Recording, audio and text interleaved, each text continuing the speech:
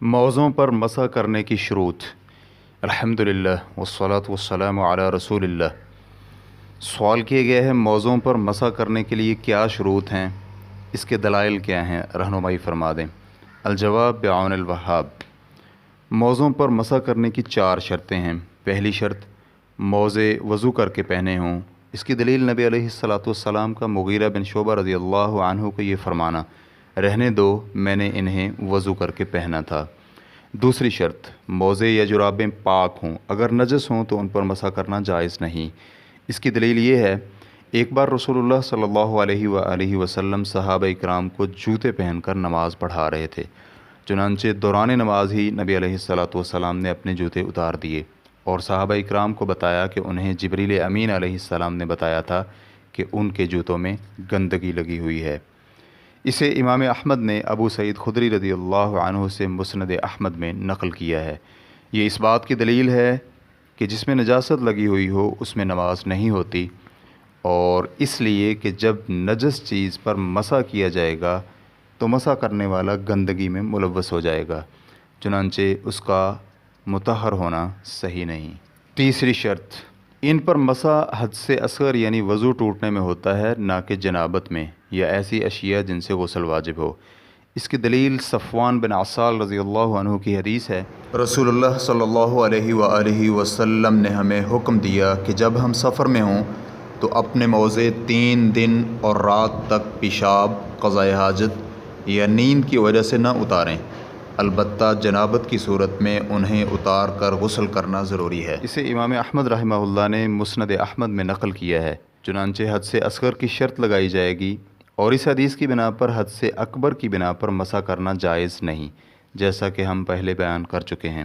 چوتھی شرط، مسح شرعی طور پر محدود وقت میں کیا جائے، جو کہ مقیم کے لیے 1 رات اور 1 دن اور مسافر کے لیے 3 راتیں اور 3 دن ہیں۔ اس کی دلیل علی بن ابی طالب رضی اللہ عنہ کی حدیث ہے، نبی علیہ الصلاۃ والسلام نے مقیم کے لیے 1 دن اور 1 رات اور مسافر کے لیے 3 دن اور 3 راتیں مقرر کی ہیں، یعنی موضوع پر مسح کرنے کے لیے۔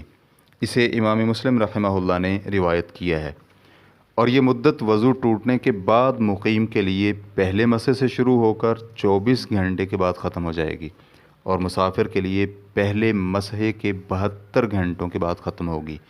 چنانچہ ہم فرض کریں کہ ایک شخص نے منگل کے روز نماز فجر کے لیے وضو کیا اور اس نے اس روز 5 نمازیں اسی وضو کے ساتھ ادا کیں، اور بدھ کی رات نماز عشاء کے بعد سو گیا اور پھر بدھ والے دن نماز فجر کے لیے اٹھا اور 5 بجے مسح کیا، تو اس کے مسح کی ابتدا بدھ کے روز صبح 5 بجے شروع ہوگی، جو جمعرات کی صبح 5 بجے تک رہے گی۔ اور اگر فرض کریں کہ اس نے جمعرات کے دن 5 بجنے سے قبل مسح کیا تو وہ اس مسح کے ساتھ نماز فجر یعنی جمعرات کی نماز فجر ادا کر سکتا ہے، اور جب تک وہ طہارت پر قائم ہے جتنی چاہے نمازیں ادا کر لے، کیونکہ اہل علم کے صحیح اور راجح قول کے مطابق مسح کی مدت پوری ہونے سے وضو نہیں ٹوٹتا۔ یہ اس لیے کہ رسول اللہ صلی اللہ علیہ وآلہ وسلم نے طہارت کا وقت مقرر نہیں فرمایا، بلکہ مسح کی مدت اور وقت مقرر کیا ہے، چنانچہ جب مدت ختم ہو جائے تو مسح نہیں ہو سکتا۔ لیکن اگر وہ باوضو اور طہارت پر قائم ہے تو اس کی طہارت باقی رہے گی، کیونکہ یہ طہارت شرعی دلیل کے مقتضی پر باقی اور ثابت ہے، اور جو چیز شرعی دلیل سے ثابت ہو وہ شرعی دلیل کے بغیر ختم نہیں ہوتی، اور پھر مسح کی مدت ختم ہونے سے طہارت اور وضو ختم ہونے کی کوئی دلیل نہیں، اور اس لیے بھی کہ اصل بھی یہی ہے کہ اسی پر باقی ہے جس پر تھا، حتیٰ کہ اس کا ختم ہونا ثابت ہو جائے۔ موضوع پر مسح کرنے کی شرطیں یہی ہیں، لیکن بعض اہل علم نے اس کے علاوہ بھی کئی ایک شرائط ذکر کی ہیں، لیکن ان میں سے بعض میں اختلاف ہے۔ واللہ تعالی اعلم۔ اسلام کیو اے ریکارڈنگز، مؤسسۃ الشیخ محمد صالح المنجد، المملکۃ العربیۃ السعودیہ، فتویٰ نمبر 9640۔ والسلام علیکم ورحمۃ اللہ وبرکاتہ۔